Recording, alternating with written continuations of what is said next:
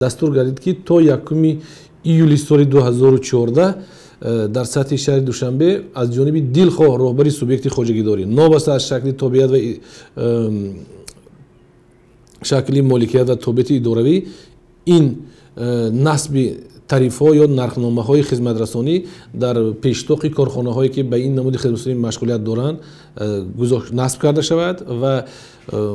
утоқҳои кории масъулине ки ин гуна хизматрасониро ба расмият медароранд бо камераҳои мушоҳидавӣ таъмин карда шавад ки то ҳангоми Дилхоҳ амалиёти хизматрасонӣ фаъолияти шаффофи онҳо ба мушоҳида расад. Инҷо ягон намуди зери фишор қарор додани Дилхоҳ масъулин ба инобат гирифта нашудааст ва ин гуна ҳадафам аз ин чиз нест, чун дар ҳама ҷо хизматрасонӣ бояд шаффоф бояд бошад.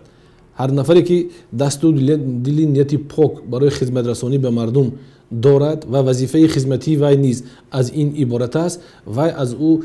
камераҳо ҳеҷ вақт ҳарос нахоҳад кард. Аз рӯи дастури қаблӣ бояд ин камераҳо дар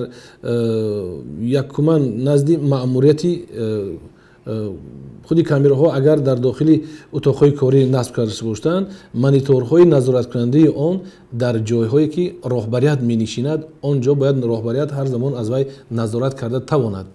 ва гоҳ-гоҳ ба комиссияҳои ҷамъиятие ки вобаста ба назорати ин амал таъсис дода мешаванд, онҳо ҳуқуқ пайдо мекунанд ки Дилхоҳ сабтҳои